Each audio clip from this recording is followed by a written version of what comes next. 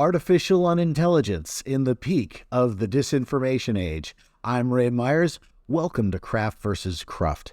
And due to a short one today, I would like to introduce a metaphor that's been helpful in explaining questions that I get fairly frequently in my daily life nowadays about LLMs, large language models, and the state of what some would consider the AI revolution. In other episodes, mind you, I have shown, my excitement about the capabilities of LLMs. I think the degree of natural language processing, which is, one particular subfield of AI, the degree to which they can process just unstructured text and juggle it around, make some inferences, turn this really advanced autocomplete into something that can accomplish a very wide variety of tasks. I think it's very impressive. I think it's very useful. I have a lot of good things to say about it. So that aside, I do find this analogy, instructive in talking about its limitations, because we have never seen something that good at natural language processing that didn't have an actual brain attached to it. And so we tend to draw a lot of wrong conclusions. I'm going to borrow an analogy from Gödel, Escher, Bach by Douglas Hofstadter, which is a Pulitzer Prize winning book that he wrote in the 70s. This is written in a playful dialogue. Let me just read a little segment. Before we start, I was just wondering, Mr. Crab, what are all these pieces of equipment which you have in here? Well, mostly they're just odds and ends, bits and pieces of old broken phonographs, only a few souvenirs. Those keyboards attached to television screens, however, are my new toys.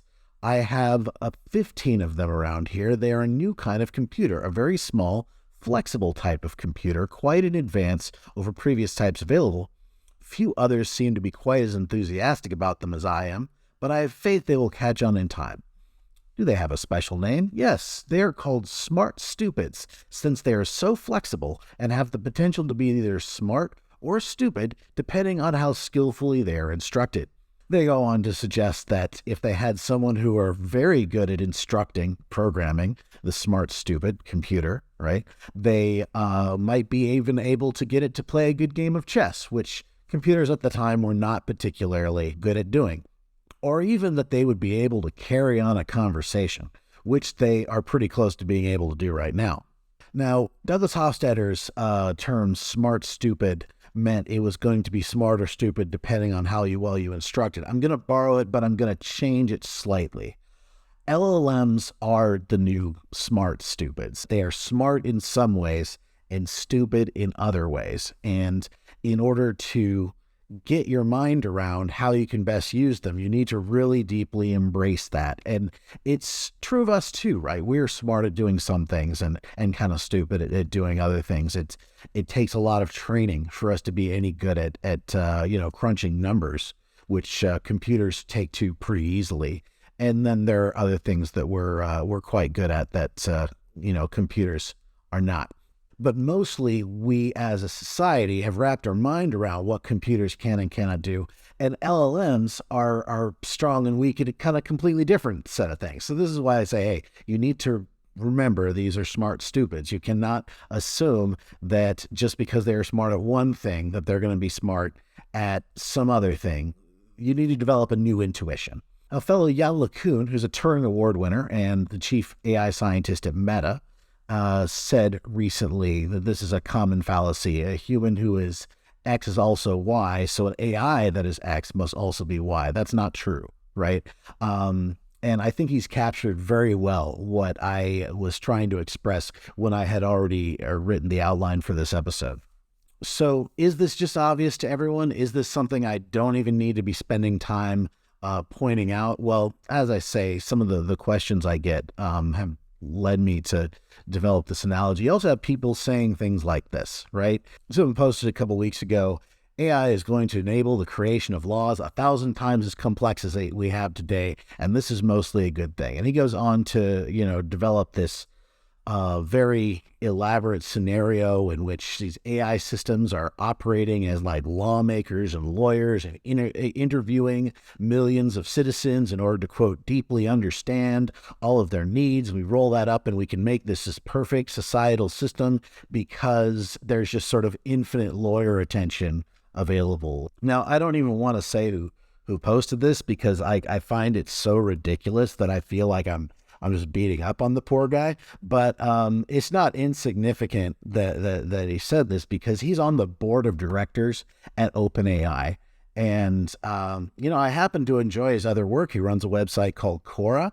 I quite like, I don't know, maybe I'm off base, but I feel like you're just embarrassing yourself here, buddy. And I feel like just as a community, as a tech community, a lot of people have gotten a little overexcited, are taking 10 steps ahead, and really just giving AI credit for things that have not been shipped and are not close to being shipped. And, maybe architecturally incapable of ever shipping, due to just limitations ingrained in what's currently been discovered. We already saw in a previous episode that there's a medical chatbot running in production that, when asked, will tell a user that it's a licensed doctor because it cannot tell the difference between a question where it should stop pretending in the little role-playing game it's in and when it should not. And it doesn't know that it's a doctor or that it's not. It doesn't even understand, the meaning of the question. I don't think that these things have any beliefs. To say that it's lying when it says it's a doctor would be giving it even too much credit. It does not believe anything. And incidentally, that company has responded to my bug report, so to speak, saying that they apparently don't think it's a problem and, giving some sort of ableist quip. But let's not pick on their chatbot anymore. Let's go right to the reigning champs of the industry and let's dial it up. This GPT 3.5 here, Turbo, let's go all the way to GPT-4 and let's just try some things, right? So I'm going to ask it, if I hold a coin in my hand and it's in my left hand and I put it behind my back and I exchange it 3 times, will it be in my left hand or my right hand?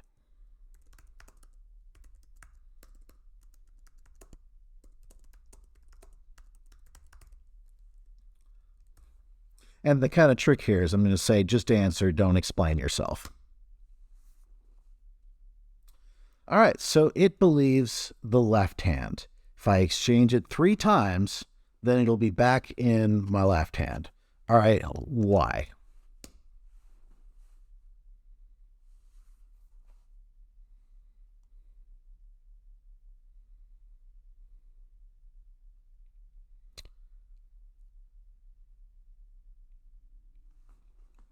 After the second exchange, the coin, finally, after the third exchange, we're back in your right hand, but then you'll move it back to what? I didn't say that I was going to move it back after that doesn't make any sense. Sometimes if you ask it why, and let's just regenerate the response and see if it works this time. Sometimes if you ask it why, it'll correct itself and realize that it just made a really obvious mistake. And that sort of chain of thought prompting is able to get it closer. Yeah, this time it understands. So it's kind of a coin flip in and of itself.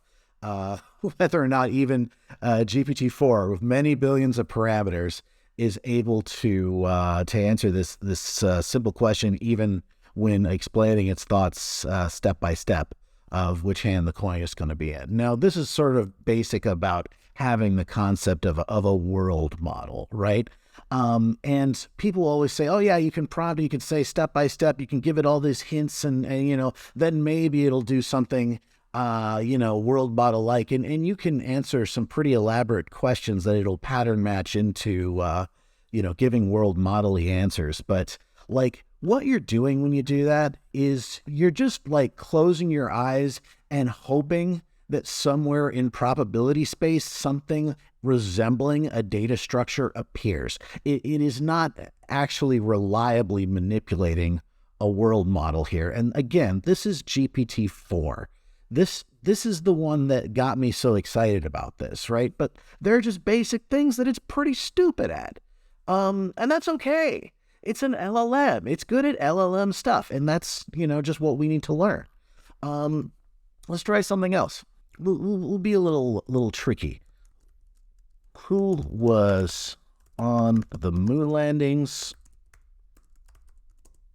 of 1969, 1972, and 1974? Now, this is a trick question, and it spots it right away because it's a fairly high-profile piece of information. So good job on that one. It knows 74, no moon landings. 69 and 72, there were moon landings. So great. So given 69 and 72, good. Could you give me an academic article comparing 1969's landing with 1972?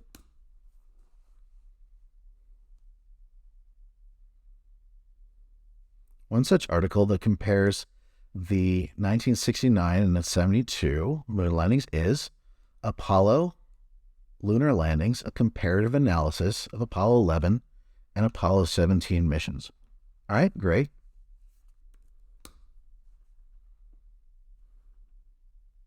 Try giving it the authors. Yeah, no?